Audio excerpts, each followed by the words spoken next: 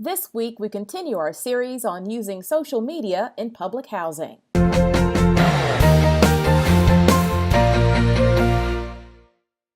We are filming right after two really horrible storms here in the United States. We had the storm that flooded Houston, and we're dealing with Maria in Puerto Rico. So when Katrina was happening, I worked for a consulting firm at that point, and we were assigned by HUD to go to Mississippi.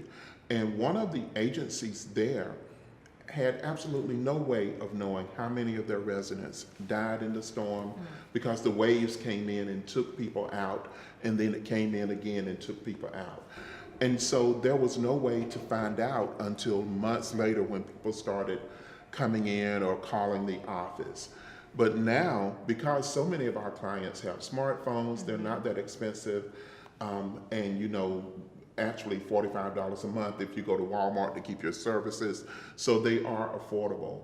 So now if you had a Twitter account set up, for instance, and I'm sure Houston probably used social media a lot to find out where their clients were and what was going on. So that information is very helpful. It's not pie in the sky. And especially with something like Twitter, I've always heard people talk about, if you think of social media in terms of coffee, Facebook is where you post, okay, I like coffee. Twitter is where you post, I'm drinking coffee right now. And so the immediacy of Twitter, just to send out those alerts, to let people know, hey, our office is going to be closed today because it's a holiday, or perhaps something is going on in the city, something as terrible as Maria, and you can let people know immediately there on social media where they can go to get help. Exactly. And I also love to see it used for some of your special programs. For instance, family self-sufficiency.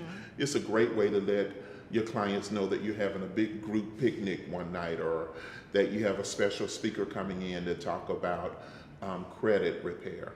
So what are some other statistics you got for me? Well, I don't really have any more statistics, Okay. but I will say this, like you were talking about different notices, you know how you always go to an apartment complex and they'll have, oh, let your faucets drip overnight. They'll put the sign down that they drag it out of the closet, put it there, could be old as dirt.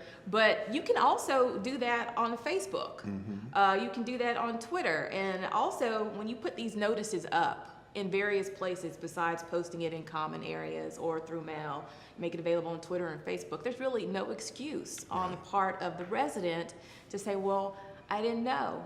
But you still have to try to inform them in as many ways as possible, so that they will be up on what's going on their property or in their city.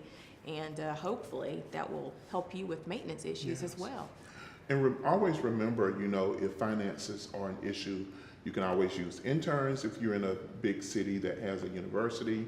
You can also take advantage of using the stipend, where you can actually hire a public housing authority resident or a voucher holder and pay them a small stipend on a monthly basis to run that service for you. It doesn't have to be hard. Exactly. That's it for this week. Next week, we'll have key tips for using social media for your public housing authority.